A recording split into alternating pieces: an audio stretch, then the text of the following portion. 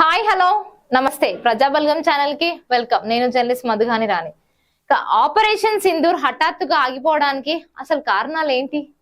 Pakistan DGMO మే 10వ తారీఖు 2025న భారత డీజీఎంఓకు కాల్ చేసి భారత సైనిక చర్యలను ఆపాలని కోరింది. దీని ఫలితంగానే ఆపరేషన్ సింధూర్ తాత్కాలికంగా నిలిపివేయబడింది.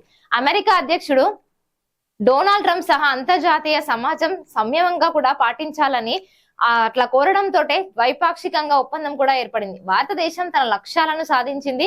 ఇక జైష్ ఏ మొహమ్మద్ మరియు లష్కర్ ఏ తోయిబా ఉగ్రవాద శిబిరాలను కూడా ధ్వంసం చేసింది. దీంతోనే ఆపరేషన్ ను ఆపేందుకు నిర్ణయించింది.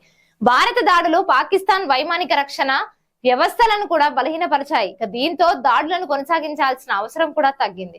భారతదేశం దౌత్యపరంగా పాకిస్తాన్ ను ఒంటరిగా చేసింది. దీంతోనే ఆపరేషన్ కు తాత్కాలికంగా నిలిపివేయడం వ్యూహాత్మకంగానే సరైనదని కూడా భావించింది. అంతేకాకుండా భారత సైన్యం మే 12వ తారీఖు 2025న రాత్రి శాంతియుతంగా ఉందని నివేదించింది. దీంతోనే ఆపరేషన్ సింధూర్ ఆపడానికి అనుకూలమైన పరిస్థితులు కూడా ఏర్పడ్డాయి.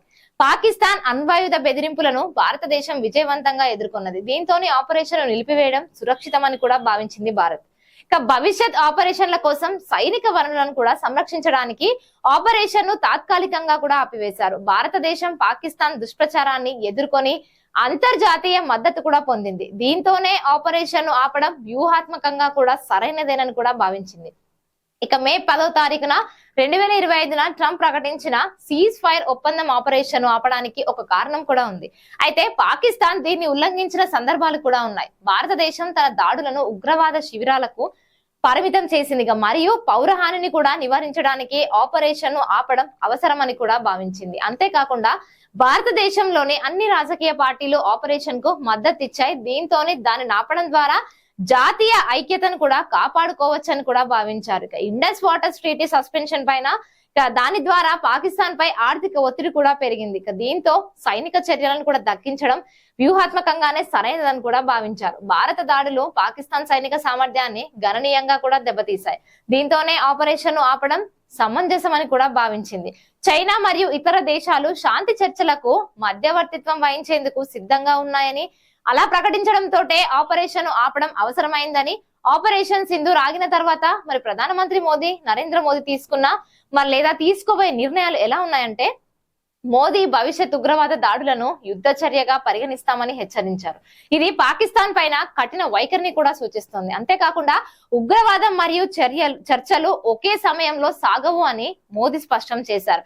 దీంతోనే పాకిస్తాన్ లో ద్వైపాక్షిక చర్చలు కూడా తిరస్కరించబడ్డాయి.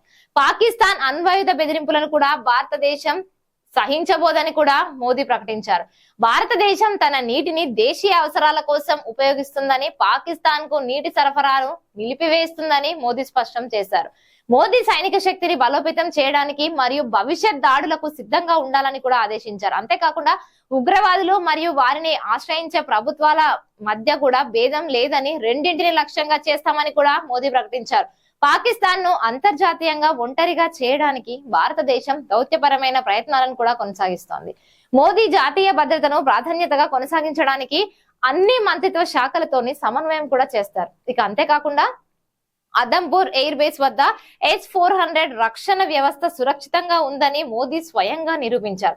పాకిస్తాన్ దుష్ప్రచారాన్ని ఖండించారు. మోదీ పాకిస్తాన్ పైన ఒత్తిడి పెంచడానికి స్ట్రాటజిక్ భాగస్వాములతోటి సంప్రదింపులు కూడా జరుపుతారు. ఫైనాన్షియల్ యాక్షన్ టాస్క్ ఫోర్స్ ద్వారా పాకిస్తాన్ పైన ఆర్థిక ఆంక్షలను కూడా ప్రోత్సహించడానికి మోదీ ప్రయత్నిస్తున్నారు.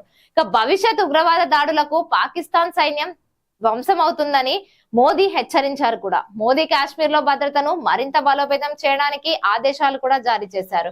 పాకిస్తాన్ దుష్ప్రచారాన్ని ఎదుర్కోవడానికి సైబర్ యుద్ధ సామర్థ్యాలను కూడా మోదీ బలోపేతం చేస్తారు. అంతేకాకుండా మోదీ జాతీయ భద్రత పైన ప్రజల మద్దతును కొనసాగించడానికి జాతిని ఉద్దేశించి ప్రసంగాలు కూడా చేస్తారు. దీనిలో పాకిస్తాన్ పైన కఠిన వైఖరిని కూడా నొక్కి చెప్తున్నారు. మరి చూసిన వాళ్ళంతా లైక్ చేయండి, షేర్ చేయండి. అలాగే మనందరి ప్రజాబల్గం ఛానల్ ని మర్చిపోకుండా సబ్స్క్రైబ్ చేసుకోండి.